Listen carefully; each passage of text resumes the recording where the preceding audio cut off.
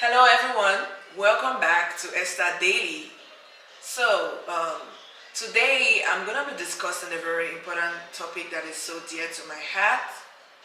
Back then in Africa, as a young girl, I was faced, and people around me also were faced with different challenges such as shelter, finding basic health care, education, and so many other challenges. And this has led me to this topic, finding your place in life against all odds.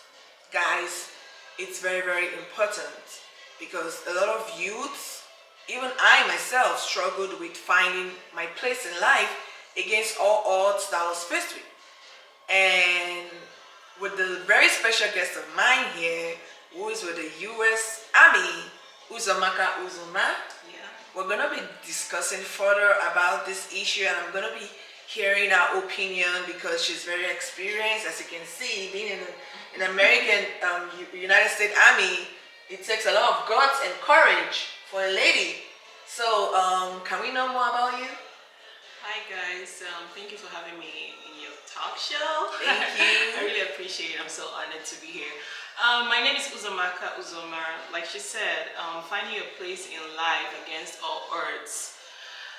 I don't know, sometimes when I remember my days back in Nigeria and now I'm here in the United States and how far I have come and how far I want to go, sometimes it's overwhelming, but you know, trying to find your place in that legal part without indulging in any kind of illegalities, without involving the kind of things that youths do these days back in Nigeria. Though I had some temptations, human beings, we're bound to have temptations, and I still had that, listen to that little tiny voice in me telling me that I can still get to my, achieve my goals and my dreams regardless of what I'm facing, without involving myself in all those, the general word people use back in Africa is like, Ron's girls, those kind of states. Every young girl, like girl, some people, I'm not saying that I'm kind of judging them or criticizing them, but everybody is very hard to make that decision and stay in the part that will actually lead you to coming to United States. And how I came to United States is a very long story that I don't know if you'll have the time to listen to it. Maybe some of the time I can add that, but it was not a very easy task, coming down here as an international student, then being a United States Army today, getting my citizenship, working so hard, sleeping on the floor. Wow. Sometimes when I go to, like when I was going to school, I joined the train, I joined the bus, Minnesota, it snows. My legs get so swollen. I cry, I tell God, what will be of me? Is this really where you want me to be? But then, with my prayers, my parents, everybody prayed for me. I keep pushing, I keep telling God that please do not let me fall. Yeah. So it takes a lot of determination, and I was also in the Nigerian Navy in Nigeria. Wow. So that was Really? how, yeah, I was. So that was actually what kind of like led to that, desire, because I've always known that since I turned 18 years.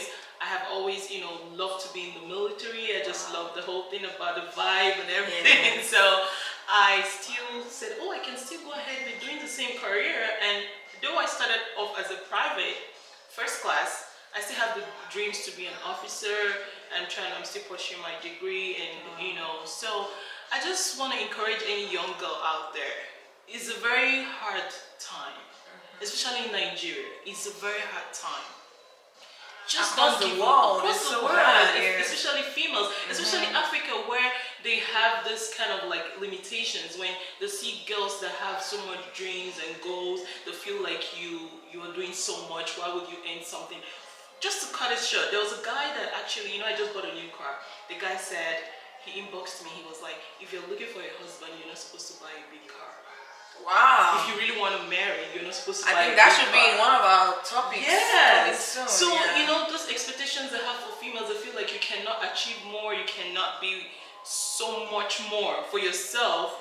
And when they see you being so much more, they start thinking that you are making up those things from a man. Encouragement to you, if you're watching this, is always pray, listen to that tiny voice inside of you. I have a personal relationship with God. I don't know about anybody. Yeah. I do have a personal relationship with God. I know how I communicate with Him. So if you find that inside of you, you know how you communicate, you know how you relate your problems to Him. Trust me, God do exist. Yeah. He do That's exist. true. So Yeah. thank you so much. Yeah, thank you. That leads me to the next question. What was this driving force behind your determination to join the USA Army? Because, I mean, you could be sent out to the war front. Doesn't that happen? It does. It could happen. People go to the war front people deployed. People are deployed. yeah, so what is that, is there any emotional reason behind it? Is there any driving force? Do you mind sharing it out there, like 1 or 2 minutes, just for viewers out there to, get encouraged? Everybody have a background. Everybody have what motivates them. One of my motivation, I think I'm this kind of girl that was bullied Okay. growing up. I went to a dormitory school.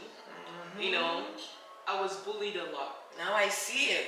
So it kind of somehow gave me that turnaround switch that I have to try to defend myself, to be strong, because I can't keep taking this anymore.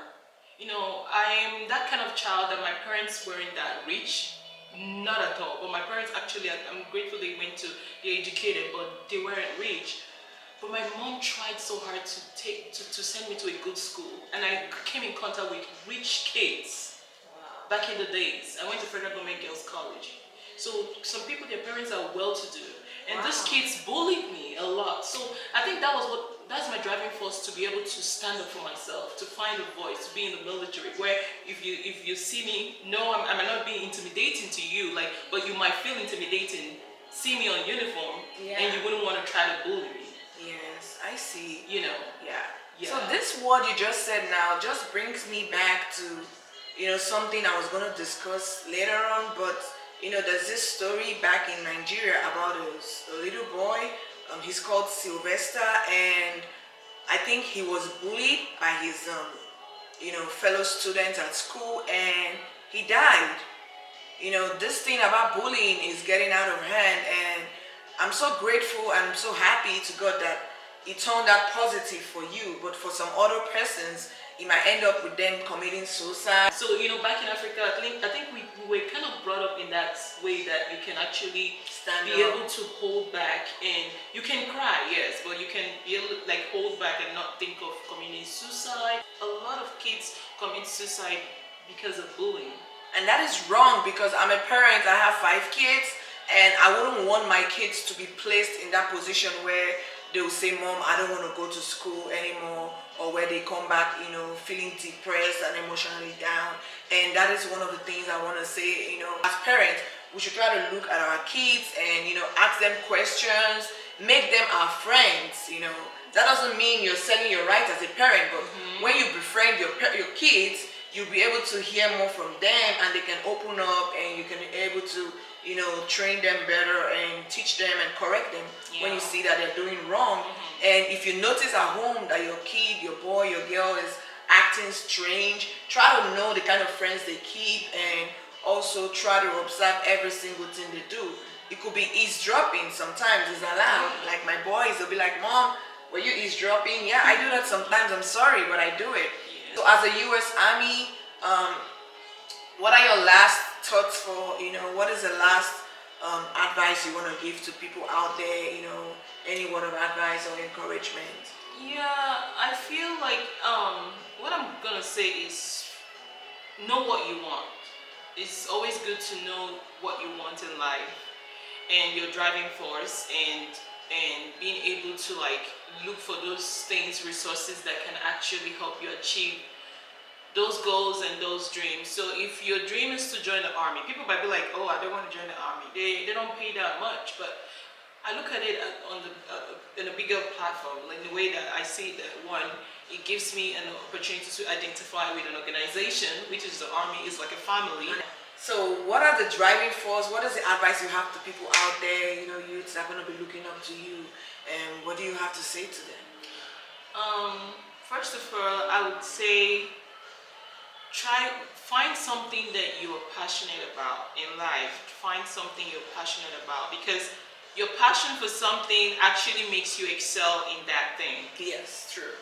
Regardless of anything, you have to find a passion. If you love being a teacher, if you love being a nurse, whatever, if you love being in the army like me, my passion got me to this place. I didn't give up because I love being here, and I enjoy every moment of it. The army is like a family, so it's given me a place where I can always relate back and be like, oh, I identify with this group. I actually invited your brother.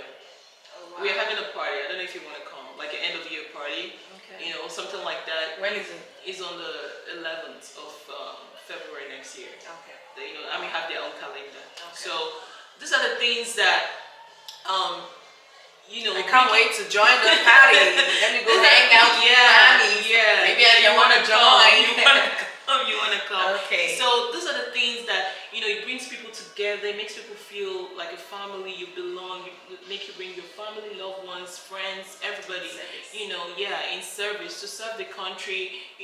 Not just serving the country and making you limited and rigid. It gives you that flexibility. People think that joining the military can make you be so rigid and not do other stuff. It gives you that flexibility too. So, thank you so much. I really appreciate your time. So guys, this is actually my first ever interview and I'm so honored to have you here. And I want everyone to please go down to the comment sections. I want this channel to be very interactive. If you have any questions, if you have any concerns, if you have any advice, I would love to see me again. Yeah, if you have any contributions, please just go to this comment section and put them down. So guys, thank you everyone for taking your time to tune in to this channel, Esther Daily. I hope it was inspiring and I hope it was motivating. And like I said, this is just the first interview I'm having. I want you guys to please go to the comment sections and put down your views, write down your comments, questions, any contribution. I want this channel to be very interactive. And if there's any topic you want us to put out there and talk about, I'm ready to listen and I'm ready to talk about it also. I want to end with this road. Like I said, finding your place in life against all odds. It took me a lot. It took me a lot of sacrifices to be able to find my place in life against all terrible odds. Against all terrible odds. What is it that is stopping you from achieving your dream?